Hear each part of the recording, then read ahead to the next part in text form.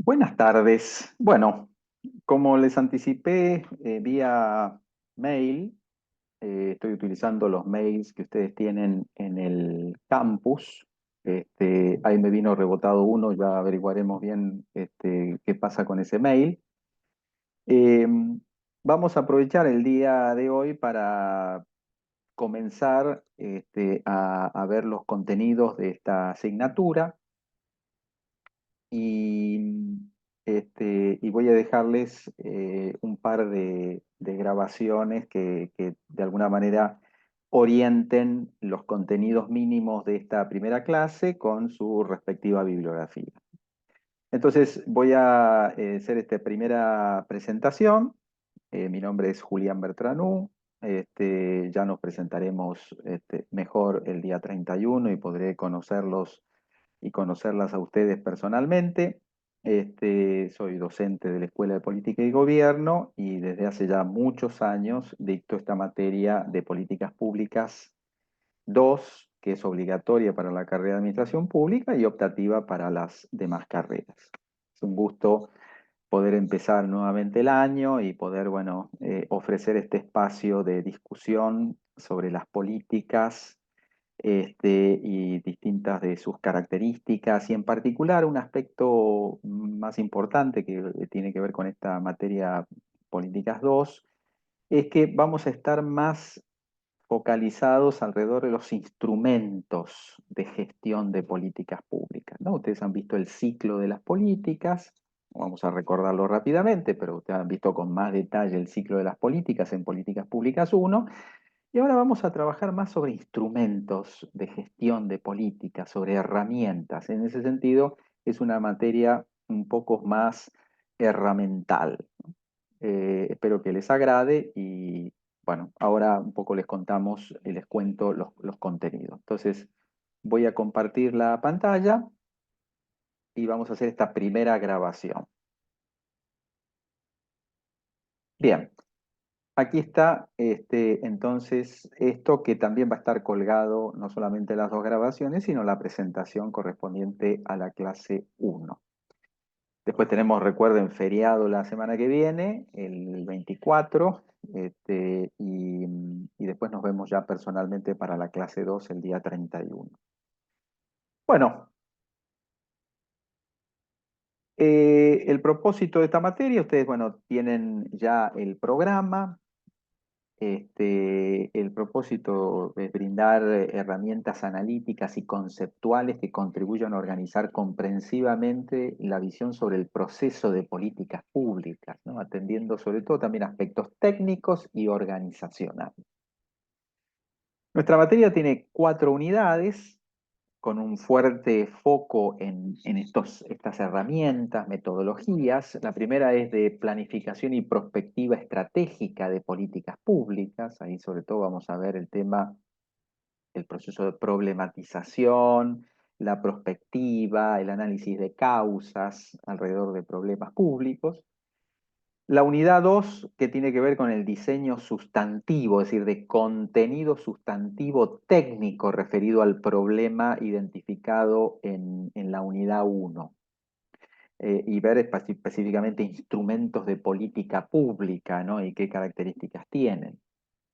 La unidad 3 va a ser más el diseño organizacional y de la implementación de las políticas públicas, que muchas veces eso se olvida, y solo hay referencias a la cuestión estrictamente técnico-sustantiva, es decir, lo que debo hacer o lo que voy a hacer, y no cuál es el andamiaje, todos los arreglos institucionales, organizacionales, que hacen incluso aspectos vinculados a la capacidad estatal, que hacen después efectivamente a la posibilidad de gestionar. Y finalmente, una unidad 4 sobre seguimiento y evaluación de política. Vamos a ver distintos modelos de evaluación de políticas, de seguimiento de política, instrumentos de evaluación, etcétera, etcétera. En total vamos a tener 12 clases. Aproximadamente son 3 clases promedio por unidad. Y eso es lo que vamos a tener. Voy a hacer exposiciones importantes, importantes digo por la longitud, no sé si por la calidad, eso ya lo verán ustedes. Trataré siempre de ofrecer ejemplos, casos, ¿no? Eh, es esperada la participación activa, crítica de ustedes, ¿no? Porque ustedes, muchos han estudiado políticas o están estudiando políticas, están iniciando incluso el taller o pueden haber iniciado el taller para la redacción del trabajo final, quizás todavía no, o trabajan en organizaciones públicas y tienen conocimiento sobre facetas de las políticas públicas, además de ser ciudadanos y lectores de diarios, etcétera, ¿no? Vamos a hacer y pedirles ejercicios individuales o grupales, o sea, pueden ser grupales, uno por cada uno de las unidades, un ejercicio que yo después se los devuelvo con algunos comentarios, no lo tienen que rehacer, sino considerar, y ojalá ustedes puedan desde un principio elegir un problema público determinado, vinculado a una política que les interese y que traten de hacer los ejercicios pensando ya en la elaboración del trabajo final escrito, ¿no? Ahora vamos a hablar un poco de la dinámica de evaluación, ¿no?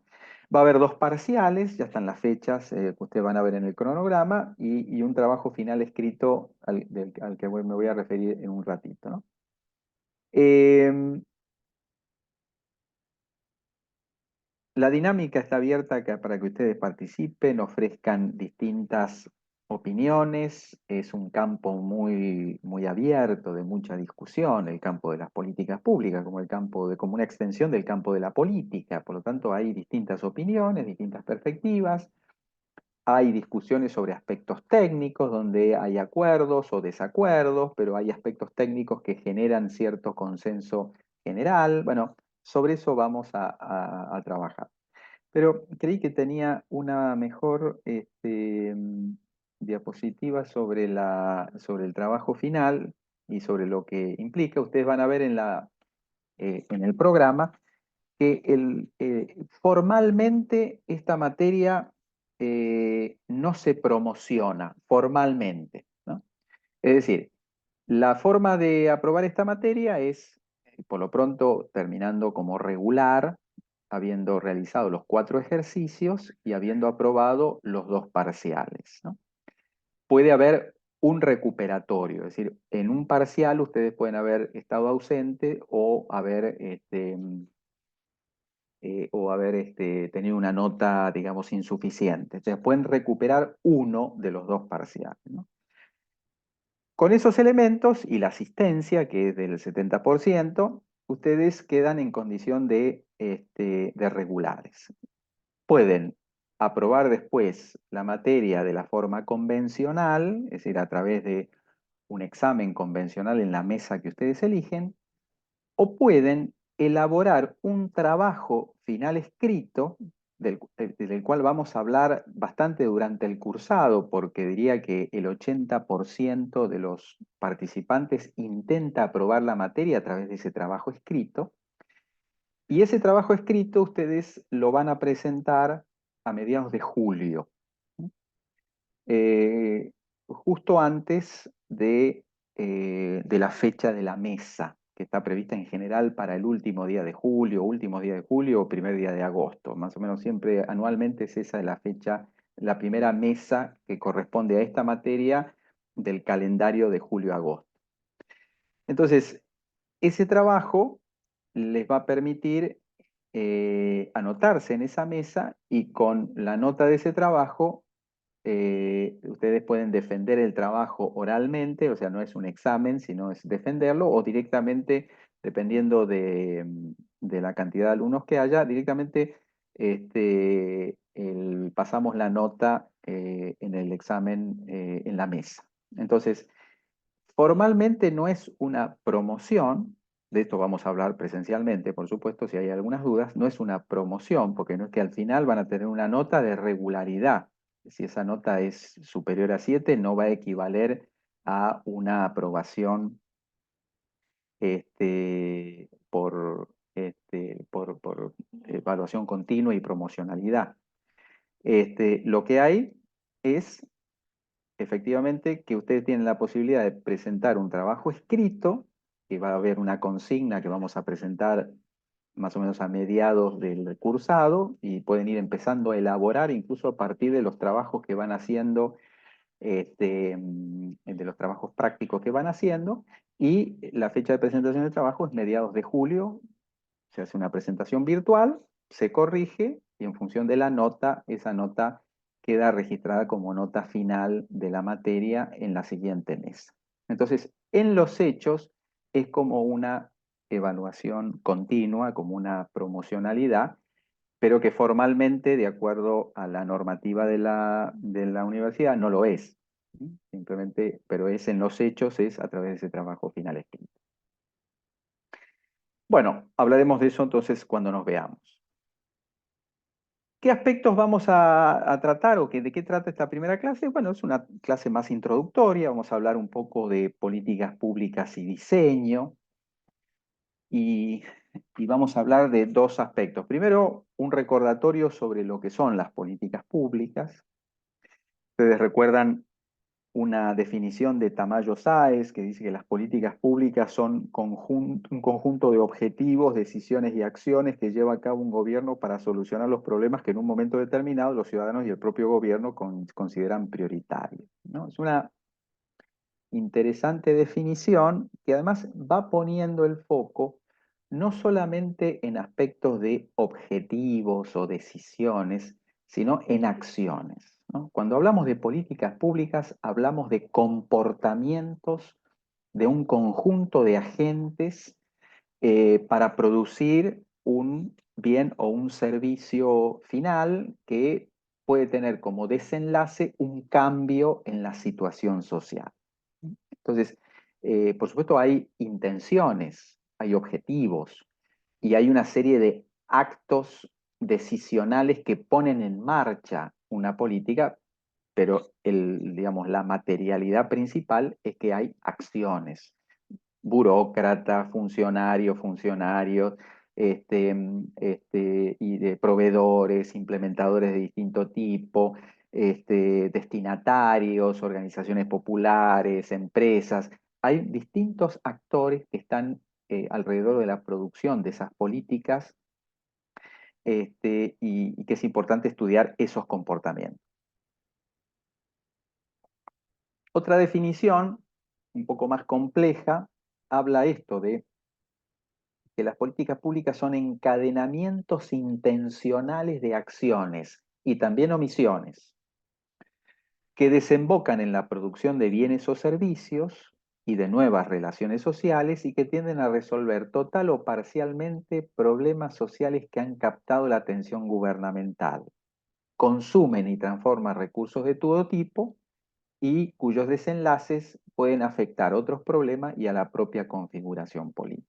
Esta definición pone fuertemente el acento en la dimensión comportamental, ¿no? De acciones. Esto es importante porque muchas veces cometemos el error de, por ejemplo, de presentar un decreto, una norma y decir, bueno, acá está la política. Bueno, ahí hay un componente de la política, un aspecto que establece criterios, que establece responsables, tipos de servicio. Perfecto. De alguna manera, lo que establece son reglas de juego que regirán los comportamientos de los actores y en principio establecen esa intencionalidad. Pero hablar de políticas es hablar no solamente de estas intencionalidades, sino de estas efectivas instrumentaciones, ¿no? Estos encadenamientos de acciones. Y ahí un poco refiero al texto, que es un texto importante que vean para esta materia en este aspecto, así como en el aspecto de planificación, que vamos a ver en un ratito, que es el trabajo de José Luis Méndez, ¿no? Que está en la bibliografía para que ustedes lean. Méndez distingue entre inacción pública. Él dice cuando, bueno, no hay acciones públicas, pero tampoco sé que hay que actuar. O sea, no es que no hay una decisión consciente de no actuar. No, no sé que hay que actuar. No sabía que había que actuar. Entonces hay inacción. lo que él llama una decisión pública, que ahí se puede confundir porque en política pública, en más abajo, también hay decisión pública, pero él dice una decisión pública de no intervenir cuando se reconoce un problema y se toma una decisión, que si bien puede ser la de no actuar, que bien puede ser la de no actuar. Entonces ahí, decisión es cuando decido actuar o no actuar. Por lo tanto, puedo una decisión pública, que recién estaba incluida como política pública en la definición anterior, una decisión pública de no actuar, en este caso para Méndez no es una política pública, es solamente una decisión pública. Cuando identifico que hay un problema, pero no voy a intervenir. Entonces hay una intencionalidad explícita de no hacer nada. Él prefiere el término político pública cuando hago algo, es decir, cuando esa intencionalidad se transforma en procesos, en requerimientos de procesos que implican encadenamientos de acciones y que producen bienes y servicios públicos. Ahí estaríamos hablando de política pública. Si uno hace alguna analogía, los problemas públicos, que es sobre lo cual vamos a hablar mucho cuando nos veamos el 31, los problemas públicos están en la base de las intervenciones públicas. No intervieno si no intervengo, las autoridades no intervienen si no identifican que hay algo que les molesta, que es un problema público, ¿no? Entonces, esos problemas serían, si uno hace una analogía casi, digamos, de armamento, serían blancos a los cuales uno les dirige políticas públicas, como si fueran armas, ¿no? Lo interesante, más allá de esa analogía, es que esos blancos son móviles, van cambiando. Muchas veces son imprecisos. De eso vamos a hablar mucho dentro de 2 semanas. Esos blancos son imprecisos. Alguien dice, este problema, ¿cuál es? ¿Cuál es el problema del dólar en la Argentina? Es clarísimo así que alguien se levanta y dice, es este el problema y todos estamos de acuerdo porque es como si estuviéramos observando la pantalla en la cual estamos nosotros trabajando, que tiene tales medidas, tales dimensiones, tal color, tal densidad, tal temperatura. No, ahí no está tan claro en principio y además hay distintas opiniones. Entonces, esos problemas son imprecisos muchas veces, algunos son más precisos, otros mucho menos precisos, y además son móviles, en el sentido que van cambiando porque permanentemente hay una serie de factores que los están afectando, incluso las intervenciones de política pública. Cuando yo decido intervenir, ya estoy afectando el problema, ya no es el mismo que antes, ¿no? Entonces, muy importante esto de cómo, y eso es importante cuando veamos prospectiva, porque la prospectiva intenta atacar problemas en una dinámica, en una trayectoria, no ahora, sino pensando en su trayectoria, ¿no? Eso es importante también ver. Hay muchas características de las políticas públicas, ¿no? Como decíamos, expresan intencionalidad, generalmente asignan derechos hacia alguien que es un destinatario derechohabiente, por lo tanto asignan responsables. Eh, Son un espacio de estudio, por eso muchos hacen, en particular en la carrera de administración pública, hacen sus trabajos finales, sean tesinas de investigación o análisis de políticas públicas o incluso los casos de práctica profesional sobre políticas públicas, ¿no? Porque son un espacio en donde interactúan actores públicos, estatales y actores privados, no estatales, ¿no? Organizaciones comunitarias, empresas, particulares, distintos tipos de organizaciones. Entonces, esa plataforma en la que interactúan alrededor de la producción de un bien y un servicio o con un objetivo específico, con una intencionalidad específica, es una manera de ver también las relaciones entre Estado y sociedad. Por eso son espacios muy ricos para estudiar incluso la salud de nuestra democracia, es decir, cómo los actores estatales se vinculan con los actores privados, ¿no? Muestran consecuencias no intencionadas. Vamos a hablar mucho de eso, de la imperfección de nuestras intervenciones y cómo inexorablemente podemos encontrarnos con consecuencias no intencionadas, ¿no? Porque no tenemos una teoría completa sobre qué es lo que ocurre en la realidad, ¿no? Y perfecta, para lo cual no necesitamos después ni siquiera evaluar, porque ya sabemos que nuestra planificación fue totalmente precisa. No ocurre eso, ¿no? Entonces, disculpen, es importante también aprender de esas consecuencias no previstas, no intencionadas, para pensar en futuras decisiones, ¿no? Algunos elementos comunes, ¿no? Institucionales, hay gobiernos. En las políticas públicas hay gobiernos. ¿Actuando en todo el espinel de funciones que hay que cumplir? No, no necesariamente. Puede haber una política de alimentación popular que se base en la participación de organizaciones populares, de comedores, etcétera, etcétera, que esté financiada en parte por el Estado, con algunas normas establecidas por el Estado, normas de alimentación, pero su ejecución es por parte de organizaciones. Sigue siendo una política pública porque el Estado está interviniendo en la regulación y en parte del financiamiento de esto, ¿no? Hay normas, en las políticas siempre hay una norma detrás, ¿no? Más en nuestra sociedad moderna, que en general todo se codifica, se protocoliza, hay normas.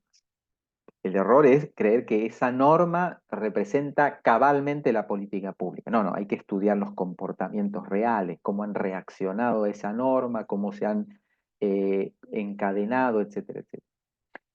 Es un encadenamiento de decisiones de distinto tipo, ¿no? Desde decir, este es un problema, estas son opciones, opto por este modelo de intervención, evalúo, bueno, son todas decisiones. Dijimos el componente comportamental, estamos hablando de acciones de individuos, esa es la materia básica de las políticas públicas. Un componente causal, que es más abstracto, toda política contiene una teoría de la realidad a la que se dirige. Está dicho de forma bastante solemne, pero es eso, o sea, contiene una explicación de lo que pasa en la realidad. Eh, si, por ejemplo, si yo creo que el problema de los pequeños productores es de su falta de rendimiento, falta de competitividad, es que no tienen acceso al crédito, lo más seguro es que yo voy a desarrollar una política de crédito. Entonces, esa política de crédito contiene una teoría respecto de cuál es el problema y por qué se produce ese problema. Por eso es que, aunque sea dicho de forma solemne, cada teoría contiene una teoría sobre la realidad. Esa teoría puede estar equivocada, puede no tener un basamento real. Por eso implica que eso que hay que evaluar permanentemente, porque hay que actualizar nuestras teorías, ¿no? Y por otro lado, las políticas tienen este componente productivo, ¿no? Porque finalmente, en el marco de las actividades del Estado y en relación también con organizaciones no estatales, utilizan un conjunto de recursos a disposición, personas, su talento, su capacidad de acción, etcétera, tecnologías, recursos financieros, materiales, espacios físicos, etcétera, etcétera, los transforman en procesos de trabajo y producen bienes y servicios, que es el producto básico de una política pública que en principio está pensado en términos de que ese producto en tiempo puede favorecer el cambio de una situación social. Es decir, yo tengo un conjunto de personas, médicas, enfermeros,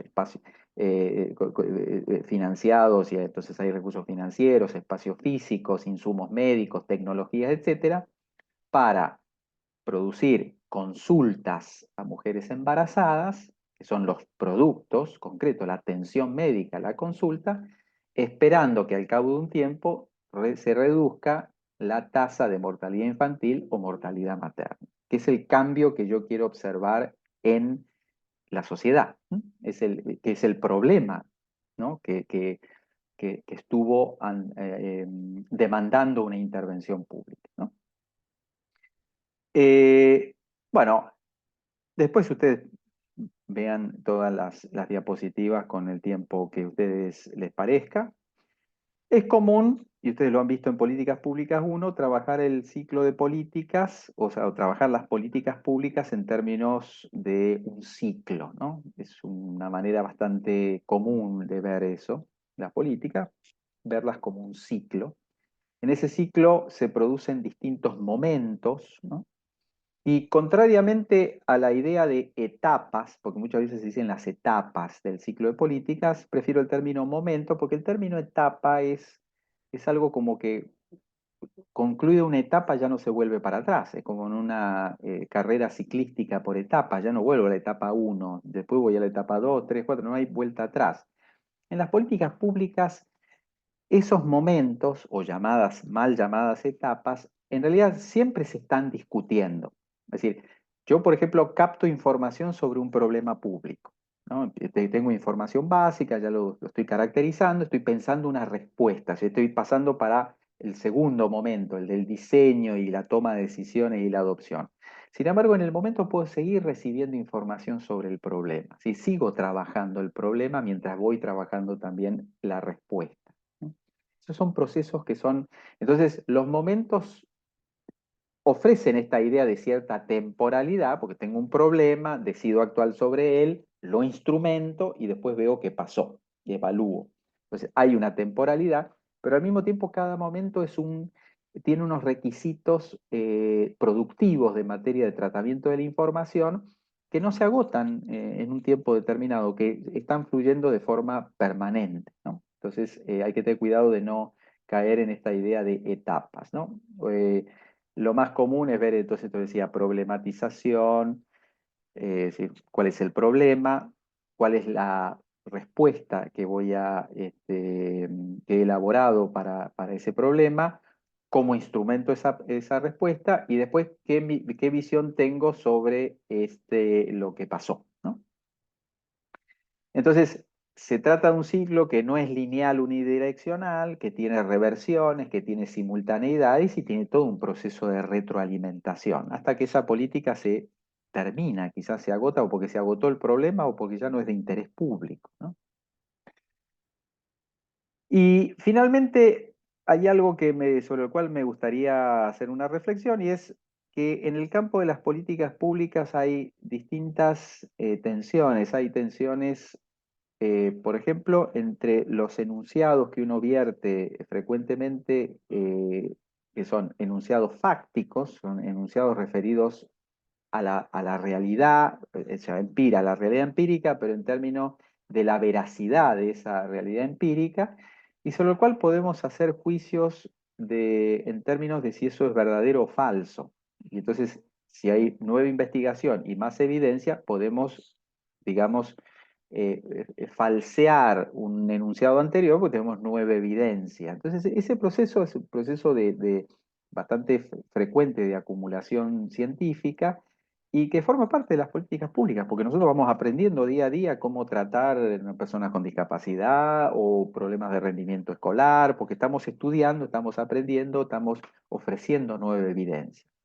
Ahora, en las políticas públicas no solo hay enunciados fácticos que están en proceso de actualización y ojalá sigan actualizándose y incorporemos esa evidencia, sino que también hay valores, ¿no? Enunciados más de tipo valorativo, sobre los cuales no es que podemos hacer juicios sobre si es verdadero o falso, sino estamos de acuerdo o no con un determinado principio, con un determinado valor, ¿no? Siempre uso el mismo ejemplo en los programas de transferencia condicionada de ingreso, eso en donde se transfiere ingreso, pero a condición de que las personas, los destinatarios, hagan ciertas actividades, por ejemplo, llevar los hijos a la escuela, a su atención sanitaria, a obtención de sus documentos de identidad, etcétera, etcétera.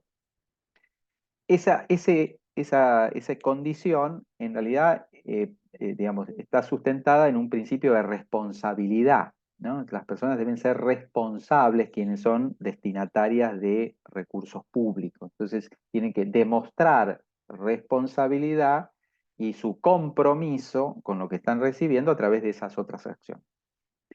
Ese es un principio. Podemos estar de acuerdo o no con eso. Ustedes podrán estar de acuerdo o no. A mí particularmente no me gusta mucho, ¿no? Ahora, alguien puede decir, y eso sí es un enunciado fáctico, alguien podría decir, yo no tengo esa información empírica, que en los programas de transferencia condicionada de ingreso se ha demostrado que aumenta la asistencia escolar comparado con aquellos que no tienen esos programas. Bueno, eso es un enunciado fáctico. ¿Puede hacer que yo cambie de opinión? ¿Cómo no? Como puedo decir, no, mire, si usted quiere mejorar la asistencia escolar, utilice otro mecanismo, no la condición esta de darle o no el recurso financiero a las personas en la medida que estamos pidiéndole que hagan otra cosa. Entonces, hay en tensión principios que son producto de la investigación, la sistematización y que siguen un poco las reglas del método científico, y después otros enunciados que están basados en preferencias por determinados valores o no.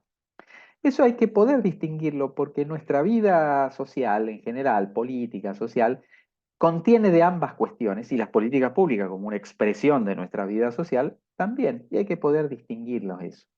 Y no intentar anularlos, sino simplemente reconocerlos, que uno es una discusión de principio o de cierto valor y otro es una discusión empírica. Por supuesto, en términos de algo que puede ser desarticulado a partir de nueva evidencia, ¿no? En lo cual uno puede hacer juicio sobre si es verdadero o falso eso. Eso no quiere decir que no haya puentes, ¿no? Yo puedo cambiar mi opinión sobre un principio ante nueva evidencia. En fin.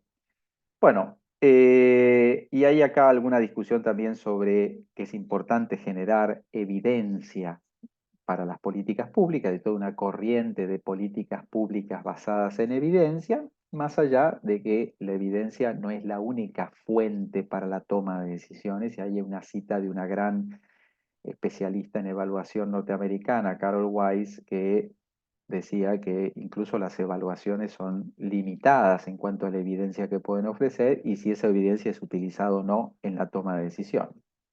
Bueno, vamos a hacer acá vamos a detener acá esta primera grabación.